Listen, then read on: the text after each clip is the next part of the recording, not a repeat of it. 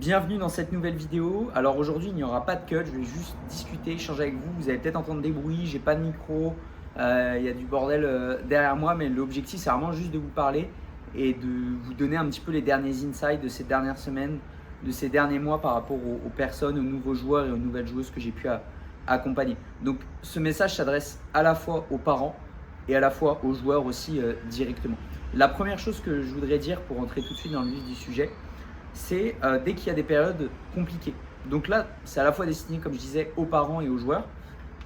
Sur les périodes compliquées, les périodes un petit peu difficiles, où le joueur ne joue plus, il est remplaçant, ou alors il joue mais il est en perte de confiance, il est beaucoup moins bon, il est beaucoup moins performant.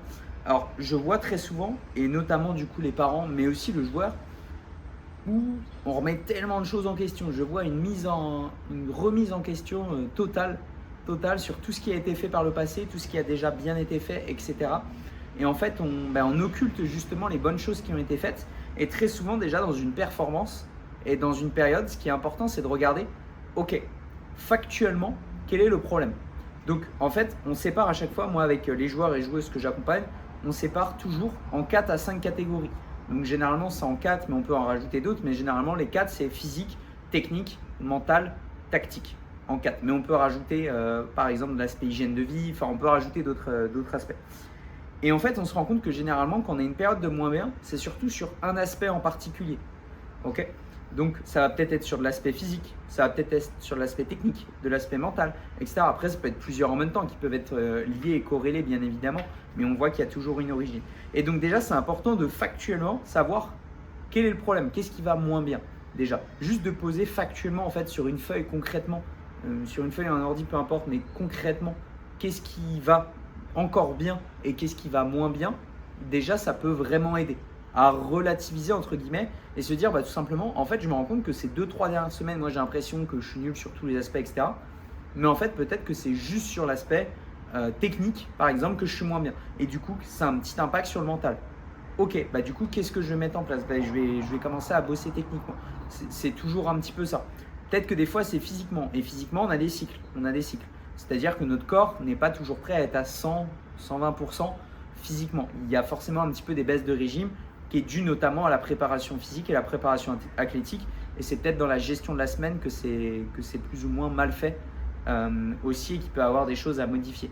Donc voilà, ça peut être vraiment toutes ces choses-là. Et donc il faut bien regarder, analyser déjà factuellement quel est le problème. Et ensuite, on peut mettre des choses en place par rapport à ça. Mais c'est pas important, c'est pas nécessaire de tout remettre en question, ce qui est déjà de bien fait en fait. Donc ça, c'est hyper important déjà d'en prendre compte, que ce soit pour les parents ou pour les joueurs. Maintenant aussi, j'en vois trop, quand il y a quelque chose qui va mal, il y a deux types à chaque fois de fonctionnement.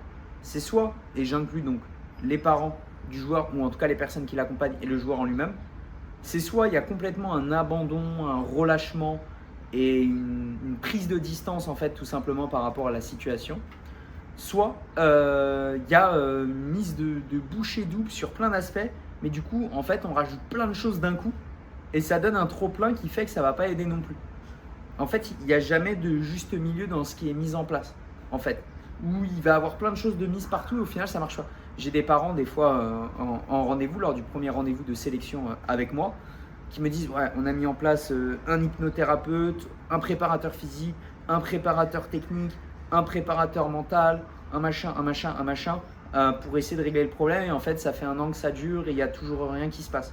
Alors déjà, il faudrait à la fois se poser la question potentiellement sur les compétences des personnes choisies. Ça peut exister aussi et c'est important de bien choisir les personnes. Déjà, ça, c'est une première chose.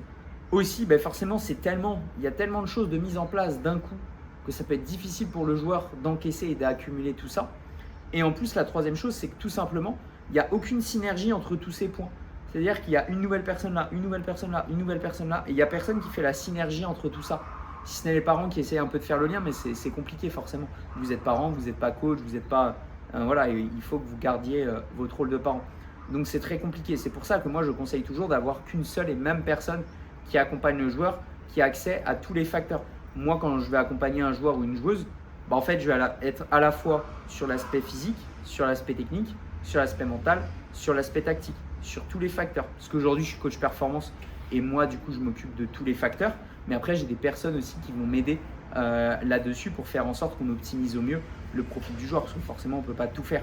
Et il y a des choses, si je ne suis pas performant sur certaines choses, ok, je vais déléguer sur quelqu'un qui va être plus performant là-dessus, comme pour la nutrition et le sommeil, par exemple. Mais en fait, il faut réussir à passer un maximum par la même entité, sinon c'est très difficile d'aller sur tous les aspects. Et il faut y aller au fur et à mesure. Moi, encore une fois, je vais parler beaucoup de l'accompagnement, mais c'est vraiment pour vous donner des exemples. Quand je commence à accompagner un joueur ou une joueuse, sur sa première semaine, je ne vais pas lui mettre en place la partie physique, plus mentale, plus ça, etc. On va y aller au fur et à mesure, on va mettre de la progressivité en fait dans le travail. Tout simplement parce que sinon le joueur ou la joueuse va exploser, il va avoir des problématiques après derrière et en fait au bout de 2 semaines ça va lâcher et il n'y aura aucune continuité. Donc voilà, faites bien attention lorsqu'il y a des moments de moins bien et la vie aussi est juste des cycles. Il faut juste savoir repérer quel est le problème entre guillemets de ce cycle et mettre les choses en place par rapport à ça. Forcément, si vous pouvez suivre un accompagnement, après, je vous le conseille fortement. Autre chose aussi, par rapport au travail en fait à mettre en place. Je vois, ça va un petit peu aller dans l'autre sens peut-être de ce que je disais avant, mais à la fois ça va rejoindre. Je vois beaucoup de parents qui ont peur au niveau de l'organisation, par rapport à leur enfant. C'est-à-dire qu'ils pensent que, par exemple, faire déjà 3 séances par semaine plus le match, c'est énormément.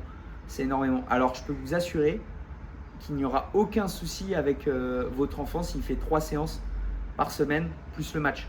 En fait, ce n'est pas une question de combien de séances d'entraînement je fais par semaine, c'est plutôt une question de quelle intensité j'y mets, quel volume j'y mets, quel exercice je choisis. En fait, c'est vraiment dans la conception de la séance que là, c'est important, vraiment, plus que du nombre, tout simplement. Pour vous dire, les joueurs pro ou les joueurs qui sont en pré-formation, en centre de formation, dès le plus jeune âge, ont déjà séance tous les jours. Dans la plupart des clubs pro, alors qu'ils ont que 14, 15, 16 ans. Et même à l'âge de 10 ans, ils vont déjà faire 3-4 séances semaine, plus ils vont avoir du petit boulot à faire à côté. Enfin voilà. Donc là-dessus, il n'y a aucun souci, vous pouvez y aller, il n'y a pas de problème. Tout est une question de juste gestion de la charge d'entraînement. Effectivement, ce n'est pas facile de savoir après quoi faire, comment le faire. Mais voilà, il n'y a pas de souci. Un joueur peut s'entraîner tous les jours sans souci. Je sais que ça peut paraître beaucoup, etc. Et c'est important de protéger le joueur. C'est super, super important. Il faut faire hyper attention. Il faut être toujours dans une logique de progressivité. Bien évidemment qu'on ne passe pas de 3 séances semaine à 6 par semaine. Non, ça, c'est pas viable. On va augmenter au fur et à mesure. Mais on peut tout à fait énormément envoyer, peu importe l'âge.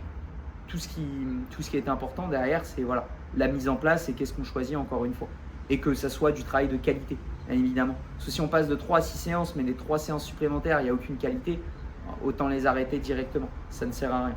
Donc voilà, c'est vraiment important. Et donc forcément, pour cette partie-là, je conseille aussi d'avoir un accompagnement sur mesure par rapport à ça, pour à la fois bien calibrer sur la semaine, par rapport aux devoirs, par rapport à l'école, par rapport au travail si le joueur est un peu plus vieux ou en apprentissage, etc. Et par rapport à ce qui est déjà mis en club et s'adapter par rapport à ça. Mais bien évidemment, il faut retenir que toujours, si on veut être dans une logique d'ajouter des choses, il faut que le joueur il soit prêt, qu'il soit concerné et qu'il ait envie de faire les choses. Et que ce soit sa propre motivation déjà de prime abord. Toujours. Sinon, ça ne sert à rien de mettre le travail en place. Okay. Par contre, s'il a ça, s'il est motivé, il a envie de faire les choses, il sait sur quoi il veut bosser. Vous, de votre côté, en tant que parent, vous souhaitez l'accompagner, vous souhaitez l'aider, vous êtes prêt à faire les choses, let's go, on y va. Et le joueur va prendre encore plus de plaisir parce que tout le travail qui est fourni au final, de faire plus de séances, etc.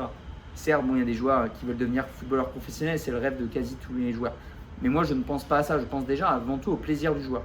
S'il performe, s'il devient meilleur, s'il progresse, il va prendre plus de plaisir sur le terrain le week-end, il va plus s'amuser, il va être plus heureux, tout simplement. Et après, en fait, le reste, les résultats, ce sera juste la continuité, ce sera la conséquence de. Et ça, on verra plus tard. Il y a plein de joueurs qui veulent devenir pro, ça, on le verra. Mais déjà, mettre tout en place en termes de plaisir, de structure, ça va vraiment l'aider à encore plus performer. Si je performe plus, je prends plus de plaisir. Si je prends plus de plaisir, je suis plus performant. Et c'est un cercle vertueux derrière. Donc voilà, c'est vraiment ce que je voulais dire pour aujourd'hui. Je pense que j'ai fait un bon petit tour, mais je pense que c'est des points hyper importants à retenir et à avoir en tête, en tout cas, que ce soit pour les parents ou pour les joueurs. Voilà, en tout cas, si vous avez aimé cette vidéo, je vous invite à commenter, à liker. N'hésitez pas en commentaire d'ailleurs à me dire un petit peu quel sujet vous souhaiteriez avoir dans les prochaines vidéos. Et puis sinon, je vous laisse là et je vous dis à très vite pour une prochaine vidéo. Ciao!